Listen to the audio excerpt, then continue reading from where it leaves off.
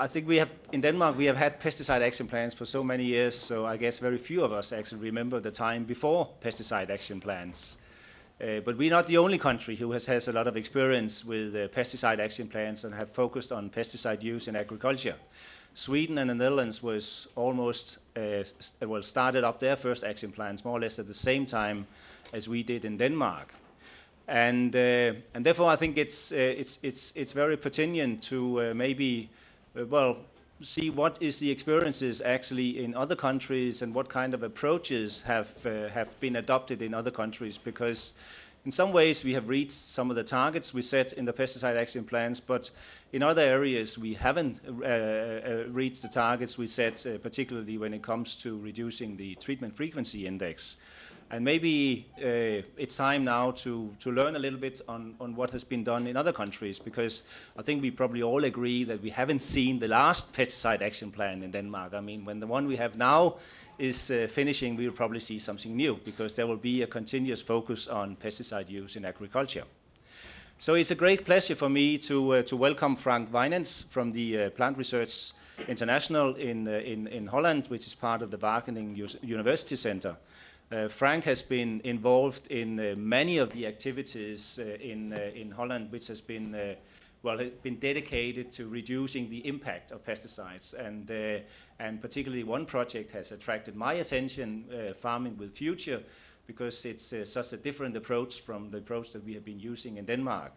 So I'm looking very much forward to hear Frank's presentations, and I think that this is an experience which we can learn a lot from in Denmark. And Farming with Future has been finished, but Frank is involved in new activities which is dealing a little bit with the same subject. So the floor is yours, Frank, and afterwards you will have the opportunity to ask questions to Frank. Thank you very much, Mr. Chairman. Am I well understood also in the back? It sounds in my ears as if I'm screaming. You know, I feel like Britney Spears now with this space thing on. It's very much a pleasure to be here and to tell you something about the Dutch experience in working with integrated crop protection.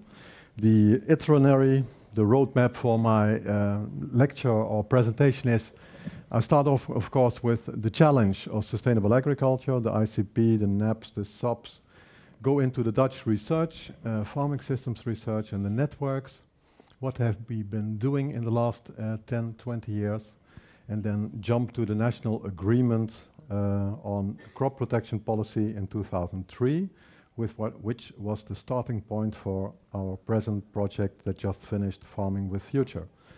There are three main elements in Farming with Future: the participatory development of knowledge, the network approach in disseminating the knowledge, and something that I call a stakeholder enrollment, which I will tell you about later.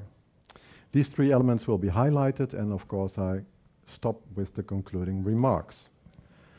As we know, agriculture has been in a crisis, or is in a permanent crisis, in the last 20-25 years. Agriculture in its current way of producing has enormous amount of conflicts with other objectives of our society, like nature quality, landscape quality, biodiversity, greenhouse gas emissions, animal welfare, environmental pollution, etc. So it's a real challenge for agriculture to adopt new strategies to transform into an agriculture that is able to fulfill multi-objectives at the same time. That's not easy, and that's a real transition and needs new approaches and new strategies. That's why it's taking us as a farming industry so much time to enroll that change. New approaches like organic farming. I know you've even been discussing in Denmark to transform the whole country to organic, but even that was too far for the Danish. So I was glad to hear that. And integrated production. One of the major issues associated with the problems in agriculture is the use of pesticides, or I should say the risk associated with the use of pesticides and the potential environmental impact. There's nothing wrong, let me say that, with the use of pesticides if we can limit its risks and its impact. We need them for sustainable agriculture, is my conviction. But we need also integrated crop protection to overcome the problem associated with the one-sided use of agrochemicals and the one-sided approach. Integrated crop protection is already an integral part of crop protection policy in many European countries. It's now even obliged to develop a national action plan under the Sustainable Use Directive of pesticides. Sustainable crop protection, in my opinion, minimizes the use, the risk, and the impact of pesticides, of course, with robust strategies that are effective and feasible for farmers and are economic viable and competitive. That's a big challenge to develop such sustainable crop protection strategies. And even a bigger challenge, and I understand also from the Danish context, is to get farmers and contractors to really apply it in practice. Because you can develop what you want in research, but the real challenge is the application to reduce the impact. I don't have to remind you, I don't think so, at the concept of integrated crop protection, based on prevention, based on justified rational control, support by decision support systems, control preferably non-chemical but physical, thermal, biological, integrated with the chemical approach. This type of elements are usually associated with integrated crop protection, use of proper cultivars, rotations, decision support systems, natural enemies, biological control, seed treatments, low dose techniques, etc.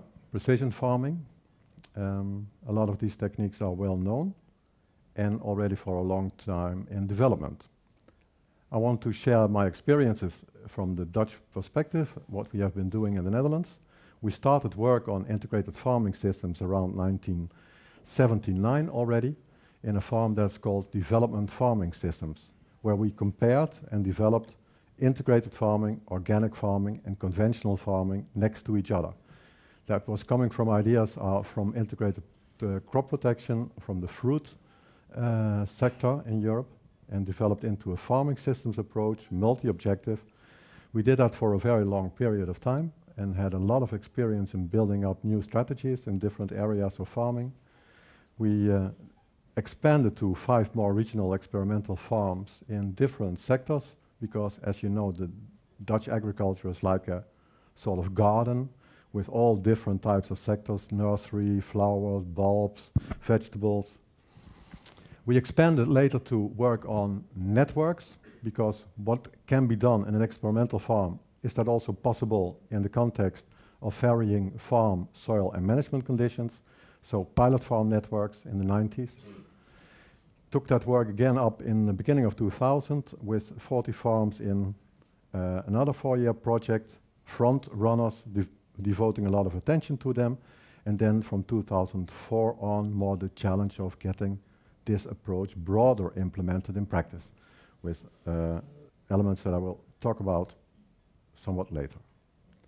What we learned in the first period, introducing these new strategies into practice, is that a very classical extension wisdom that a farmer, to apply a new method, has to know, has to have the knowledge of the new technology, has to have the capability, being able to apply it in a more technical sense. He must have the will, the vision and the motivation for the new technology. And in some areas it's also important that there is a sort of social permission to do so, to be different, to have socially desired behavior, the acceptance in the network. All this changing in behavior starts with the awareness that there is a necessity to change, to develop a vision on that. Then you have a change in mentality, and then you acquire new knowledge, the how, the strategy, and then you apply it, and if you're successful, you start believing in the new strategy and you follow it. All these farms that we worked with in this pilot farm networks were at least as successful as the experimental farms in applying integrated farming systems and integrated crop protection. A lot of them were better because they had all week and they were real managers and they didn't stop like a government farm at Friday afternoon at 5 o'clock. But the key to that success was the intensive guidance. If you really have an intensive relation with a farmer 4 years long and you have given him all the guidance, all the knowledge, you are there when new things are applied. then you see that farmers, especially motivated farmers that we selected for these pilot farm networks, were very able to make this into a success. The dialogue with society that we facilitated gave them also the right motivation. It was a lasting effect. 5 years after the project, we reinvestigated what they were doing. They were still all or transferred into organic or still going strong in integrated farming and even heading study clubs or being chairman of new initiatives. The frustrating thing for us as researchers and advisors involved in that was that we never really got the message across to the farming community and the peloton, let's say the broad masses. So it was a very nice exercise, but not with a big effect in broad practice, to be honest.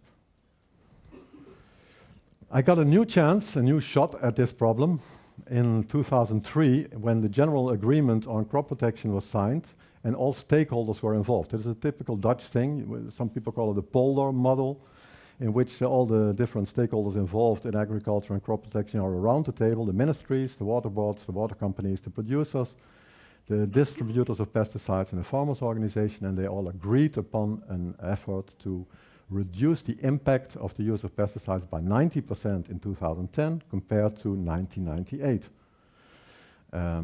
They had a number of initiatives, activities that they wanted to employ, and one of them is focus again on the innovation and knowledge circulation on integrated crop protection. So put really an effort again in development of the right knowledge and disseminating the right knowledge. And they agreed upon the challenge to do that with a national pilot farm network that was called Farming with Future, and that I became the project leader of. And our idea was, I had to explain how we come into what the content is of this new project. At the start, in 2003, we made a sort of assessment: where are we at the moment? What is our biggest challenge? And we saw, of course, that a strong reduction was already realized in impact over the pesticide sanitation policy. Like the same as I presume here in Denmark. In the 90s, there was a strong reinvestigation of pesticides. A lot of pesticides were kicked out. Not many lasted. It was earlier than the European re-evaluation, and that had a very big effect on the reduction in impact. The remaining problems, however, were very persistent, mainly water quality problems, drinking water quality, surface water quality. We have a lot of surface water in the Netherlands. In fact, we are almost drowning, and people are talking about we should immigrate again. Many elements of integrated crop protection were developed over all those years, but many elements are not sufficiently implemented in practice. The degree of implementation is, in fact, for many practices too low. That was at least the beginning of 2003 the situation. Another thing we realized was that stakeholders in the whole agricultural network are very influential on the behavior of farmers. They have a very big role. A lot of investigations, research showed that in fact even the most reliable source of information for a farmer is the man that comes on his farmyard to give him advice on things. So the farmyard visitors are very important, more important even in Dutch situation than articles or journals or press. Colleagues and farm visitors. So they have a direct influence by the traders, the suppliers and the advisors, or an indirect influence by the whole context and interaction with the farming community. So we thought, well, we must get those stakeholders more involved in our challenge for sustainable crop protection. So two hypotheses. One is testing new methods in practical conditions. We must test the new methodology with farmers and stakeholders in their conditions. That will increase the chance that it really will be accepted in practice and adopted in practice. So not only on a research farm and then kick it over the wall, but really do it in practice together with the farmers. And the second option for the project was that sustainability will only become reality if the stakeholders commit themselves to this change and take the responsibility, because they have a social responsibility for sustainability. At present, they really don't use all their possibilities and resources. It's not their highest priority. So we designed a project with 3 elements. We should have ready-for-use, road-tested technology, I like to call it. That means that we are testing and improving selected new methods. There should be effective dissemination, communication always with the eye on the adoption and implementation. So not just informing, but really try to go from informing to advising, really try to communicate in a way that it is directed towards the practical application. And the third point is the enrollment of stakeholders. We use the methodology called stakeholder management. I will not say too much about it, but you can always write to me about it and I'll send you a paper. But in essence, it's a dialogue engaging stakeholders in this knowledge testing and dissemination and organizing and facilitating that the coalitions of stakeholders are coming together to solve specific problems. Like I told you, this was the setup of the project. In 2004, 2007, we worked with 34 regional networks. More than 400 farms participated and the related stakeholders. And in the last period, we worked not with a fixed base, but we were, so to speak, freestyling within the farming community with the same approach. Financed by government fully and conducted by Wageningen UR and the DLV, that is the former government advisory organization. This gives you an impression of the number of groups in the different sectors in the first period. And then I'm now going to talk about the 3 elements of the project. Firstly, the road testing of technology. We identified promising new techniques that were not sufficiently adopted in practice. So things that were ready for use in practice, in research, but not fully used in practice. We made up a list of those promising technologies together with the Farmers Union and the advisory service. We prioritized them, and that was our agenda for the things that we want to work on in practice. We took those practices and brought them into a practical context on farms and tested them there together with the relevant stakeholders. And every time that's a different coalition. All the time research and advice, but sometimes, of course, the machinery men for mechanical weed control, sometimes the people from the biocontrol companies, sometimes the chemical control companies, the traders or the farmers organization. All the time different stakeholder involvement relevant for the technique in varying coalitions. 1 or more farms, 1 or 3 years, 1 to 3 years, depending on the difficulty degree. And of course, all those technologies were tested and re-evaluated or readjusted. So let's say the manual how to use that thing in practice is written in practice by the people who are really using it. You bring together this varying expertise of advisors, of researchers, of farmers. That worked really very well. To give you an impression of the things that we worked on in arable farming, nematode control, weed control, herbicide choice, mechanical weed control with geographical positioning systems, warm water treatment, something strange, disinfection in plant material for onions, but a lot of decision support systems in different areas, of course, Phytophthora, Fusarium, sugar beet, Alternaria and carrot, thrips in onion, Rhizoctonia and potato. That's always the advantage of working in the Netherlands. You get a lot of different diseases and crops where you may work on. Low-cost strategies in control of winter weed, fungi, use and dosage of pesticides, the whole scala of things that is normal for integrated crop protection, worked on it in practice. More than 100 of those best practices, or these things that we call best practices, it's not a good word, but these promising things were tested. And more than 80 of them were, after the 1 to 3 year period, approved more or less and said, well, this is a good practice, it's feasible, it's effective, and it can be used by the majority of the farmers. I'm Terry Gibson from Danish Agricultural Advisory Service. Frank, this is very impressive, and we have heard this story now. I have heard it a couple of times, and I think if you look at pesticide use itself, it's still relatively high in the Netherlands. Also compared to Denmark, I know you grow different crops, But even for similar crops, pesticide use in the Netherlands is probably still quite a bit higher than in Denmark.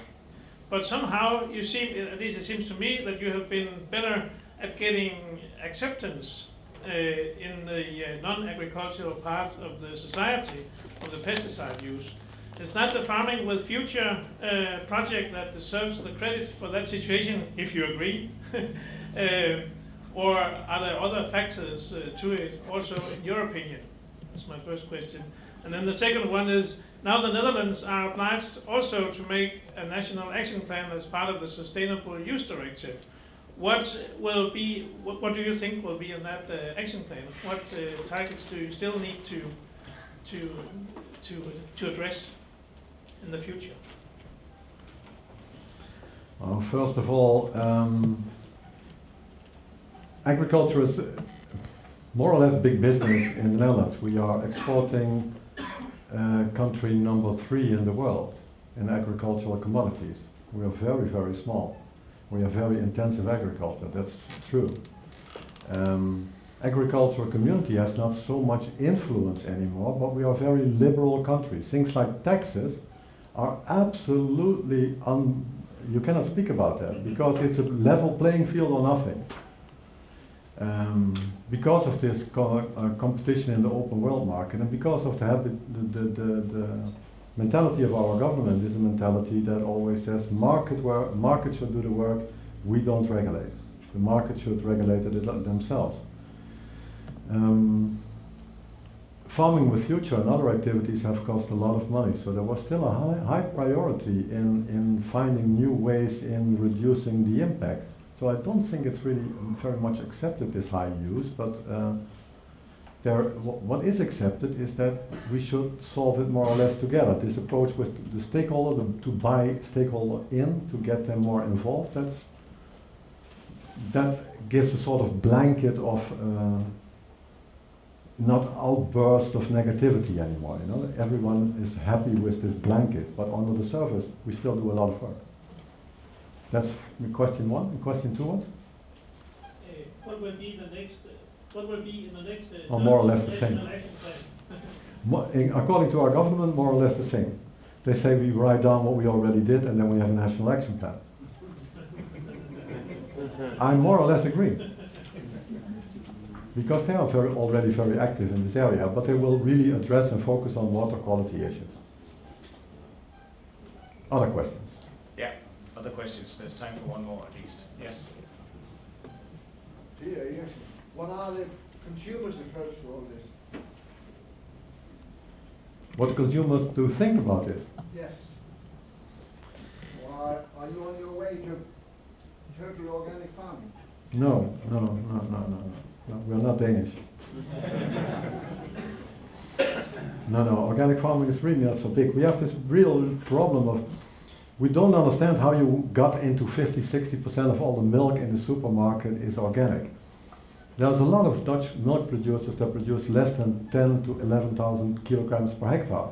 And according to our opinion, they are really very easy for them to change into organic farming, but we cannot interest in them.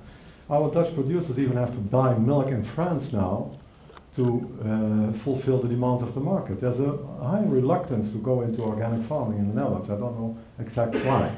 But coming back to your question, consumers in the Netherlands, like in Denmark, I suppose, are very much worried by residues of pesticides, by the actions of the NGOs that publishes the amount of residues. And that's the first stepping stone for retailers to demand more of their producers, which is not rational, this residue thing. It's not about health, really.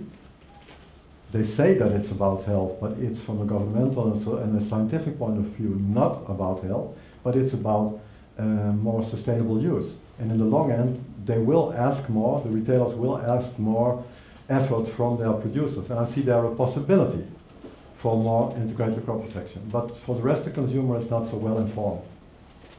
It's more, this is more a professional topic.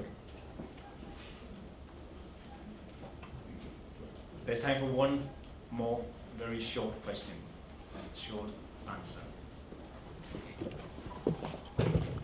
Thank you. The question might be short, probably the answer will be long. Alexander Maki from the Opera Research Center.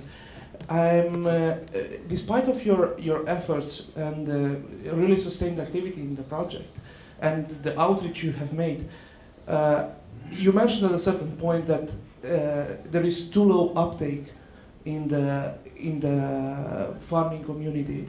Can you point out what would be the main 2 or 3 reasons for that low uptake? And then there is a corollary or an additional question to the question. Was it the objectives in the National Action Plan? Were they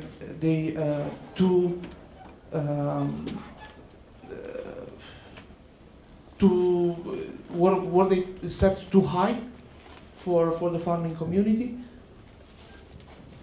No, I think the second question is simple. I think the targets are more or less met, 90% reduction. But I must be honest, it's a very painful answer, but the honest answer is it's mostly realized by the sanitation of the pesticides that are allowed and by the efforts of the chemical companies to come with new pesticides with lower toxicity.